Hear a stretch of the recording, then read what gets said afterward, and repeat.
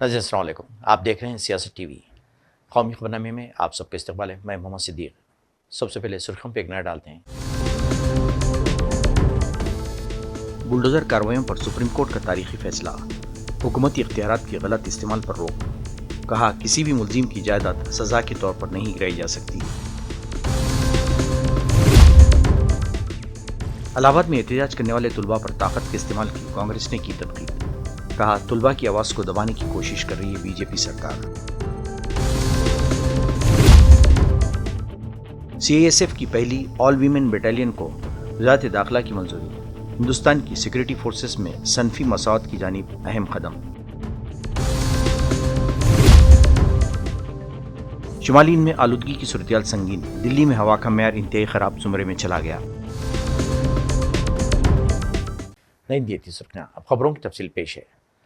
Jharkhand assembly इंतखाबात के पहले मरहले में 43 सीटों पर वोटिंग हुई, जिसमें कुल 60% वोटरों ने अपने हक़ रायदही का इस्तेमाल किया। इलेक्शन कमीशन के सरकारी आदादोशुमार के मुताबिक खूंटी जिले के असम्बली सीटों पर सबसे ज़्यादा वोटरों ने 60% वोट डाले, जबकि सबसे कम वोटरों ने रांची असम्बली सीट पर सिर्फ 39% वोट डाले। वोटिंग फीसद की हतमी रिपोर्ट रात देर गए जारी की जाएगी। पहले मरहले में पोलिंग पुरअमन रही। सुप्रीम कोर्ट ने आज बुलडोजर कार्रवाइयों के हवाले से एक तारीखी फैसला सुनाया, जिसमें इस बात का ऐलान किया गया कि रियासती हुकूमतें किसी भी फर्द की जायदाद को महज इल्ज़ाम की बुनियाद पर तबाह नहीं कर सकती। अदालत ने वाज़ेह किया कि यह अमल आइन के तहत अफराद के हुकूक़ की खिलाफ वर्जी है और इसका मकसद कानून की हुक्मरानी की ज़मानत देना है। अदालत ने इस बात पर जोर दिया कि जब तक कोई शख्स मुजरिम साबित ना हो जाए, उसकी जायदाद को सिर्फ इल्ज़ाम की बुनियाद पर तबाह करना गैर कानूनी है। सुप्रीम कोर्ट ने कहा कि हुकूमतों और इनके एहलकारों को ये इख्तियारात नहीं है कि किसी फ़र्द को मुजरिम करार देकर उसकी जायदाद तबाह करें। सुप्रीम कोर्ट का कहना था कि यह फैसला आइन के उसूलों के तहत अफराद की हिफाजत के हक़ में है, जो उन्हें रियासती ताकत के मनमाने इस्तेमाल से बचाता है। सुप्रीम कोर्ट का यह फैसला जमीयतुल उलमा हिंद की तरफ से दायर करदा एक दरख्वास्त पर आया, जिसमें हुकूमतों की जानिब से गैर कानूनी तौर पर बुलडोज़र कार्रवाइयाँ करने पर एतराज़ जाहिर किया गया था। सर जमीयतुल उलमा हिंद मौलाना अरशद मद्दी ने सुप्रीम कोर्ट के इस फैसले का खैर मकदम किया है और उम्मीद जाहिर की कि इस फैसले से बुलडोज़र कार्रवाइयों पर लगाम लगेगी।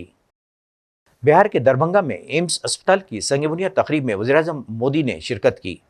इस मौके पर रियासती वज़ीर आला नीतीश कुमार भी मौजूद थे। नीतीश कुमार ने इस मौके पर अपने खिताब में दावा किया कि दरभंगा में एम्स का क़याम मोदी की खुसूसी दिलचस्पी का नतीजा है। जब हमारे आदरणीय प्रधानमंत्री श्री अटल बिहारी वाजपेयी जी का शासन था, इनका शुरू हुआ था, तो 2015 में ही यहां तय हो गया कि जैसे एक बना हुआ था, एक और बिहार में बनेगा। तो उसी समय जो थे, उस समय के तत्काल वित्त मंत्री श्री अरुण जेटली जी और हमको जा करके उनसे मिले थे और उनसे भी हमने कहा था कि भाई पटना में हो गया है, अब निश्चित रूप से यहां पर होना चाहिए।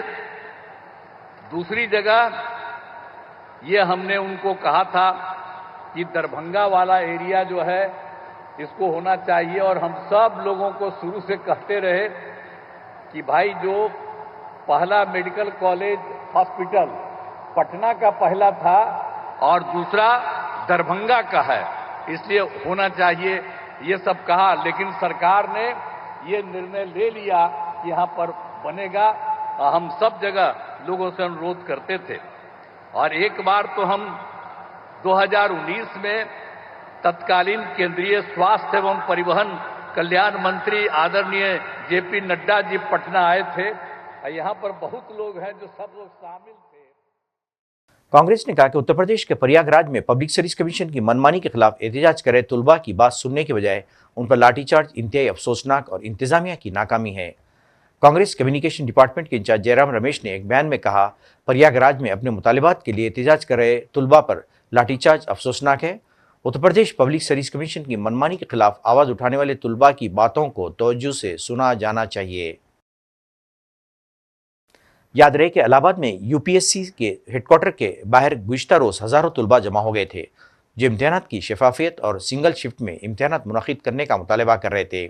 यूपीपीएससी के सदर दफ्तर पर रात देर गए तुलबा का एहतजाज जारी रहा। और पुलिस ने धरने पर बैठे तुलबा को मुंतशिर करने के लिए लाठीचार्ज किया। अनवरत अभी चलता रहेगा। आंदोलन कल हमारा 11 बजे से प्रातः सुबह से शुरू हुआ है और आंदोलन जब तक हमारी वन डे वन शिफ्ट की और नो नॉर्मलाइजेशन की अगर मांगे नहीं पूरी होंगी तब तक ये चलेगा। अभी की क्या स्थिति है? अभी की स्थिति ये है कि जैसे डीएम कमिश्नर सुबह आए, वो बात किए और बस वो भी ज्ञापन के लिए ही बोल रहे थे, जो कि ज्ञापन हम लोग पहले ही दे चुके हैं और सारे प्रक्रिया पूरी होने के बाद ही धरना का कार्यक्रम शुरू हुआ है और ये अनिश्चित काल तक चलेगा जब तक नोटिस। देखिए, हम सब लोग यहाँ पे यूपीपीसीएस के अभ्यर्थी हैं और हम लोग 2 दिन से पिछले 48 घंटे से यहाँ पे गेट नंबर 2, 3, 4 पे हम सारे अभ्यर्थी एक ही मांग को लेकर के यहाँ पे परेशान हैं, one day one sheet exam. इसका ये मतलब है जब पूर्वज जो एग्जाम जैसे होते आते थे, एक दिन में सारी परीक्षाएं आयोजित होती थी, उसी प्रकार इस बार भी ऐसा इन्होंने नियम क्यों चेंज किया बीच में। आग्रह है सरकार से, बच्चों के जो मांग है उस पर बहुत गंभीरता पूर्वक विचार करना चाहिए और सहानुभूति पूर्वक विचार करना चाहिए। इसको हल्के में नहीं लेना चाहिए। लगातार प्रदर्शन कर रहे हैं विद्यार्थी, यही इसको हल्के में नहीं लेना चाहिए। कुछ गलती शायद पुलिस वालों से इलाहाबाद में हो गई, जी लाठीचार्ज भी हुआ, तो जिसको लेकर के छात्र इस समय काफी आंदोलनरत हैं। बच्चे हैं, अपने ही बच्चे हैं, इसको गंभीरतापूर्वक लेना। वज़ीर-ए-आज़म मोदी 16 से 21 नवंबर तक नाइजीरिया, ब्राज़ील और गयाना का दौरा करेंगे। वज़ारत ख़ारजा के मुताबिक वज़ीर-ए-आज़म मोदी विकाफ़ी जमहूरिया नाइजीरिया के सदर बोला अहमद तिनुबू की दावत पर 16 और 17 नवंबर तक नाइजीरिया का दौरा करेंगे। 17 सालों में किसी हिंदुस्तानी वज़ीर-ए-आज़म का नाइजीरिया का पहला दौरा होगा। मोदी नाइजीरिया में हिंदुस्तानी कम्युनिटी के इज्तिमा से भी खिताब करेंगे। वज़ीर-ए-आज़म 18 और 19 नवंबर को रियो डी जेनेरो का दौरा करेंगे, जहां वो G20 सरबराही इजलास में शिरकत करेंगे। वज़ीर-ए-आज़म Guyana cooperative republic of Guyana के सदर मोहम्मद इरफान अली की दावत पर 19 से 21 नवंबर तक गयाना का सरकारी दौरा करेंगे। गयाना ये दौरा 1968 के बाद किसी हिंदुस्तानी वज़ीर-ए-आज़म का पहला दौरा होगा। वज़ारत दाखिला ने कौमी सलामती में ख़वातीन को बाइख्तियार बनाने की जानिब एक अहम कदम उठाया है। वज़ारत ने central industrial security force CISF की पहली ऑल वीमेन बटालियन को मंजूरी दी थी। ये संग-ए-मेल हिंदुस्तान की सिक्योरिटी फोर्सेस में सनफी मसावत की जानिब एक अहम कदम की निशानदेही करता है। ख़वातीन बटालियन के क़याम की तजवीज़ 53वें CISF डे के मौके पर शुरू की गई थी। CISF में ख़वातीन एहलकार 7% हैं। ऑल वीमेन बटालियन का मकसद ज़्यादा से ज़्यादा नौजवान लड़कियों को शामिल करने की तरगीब देना है।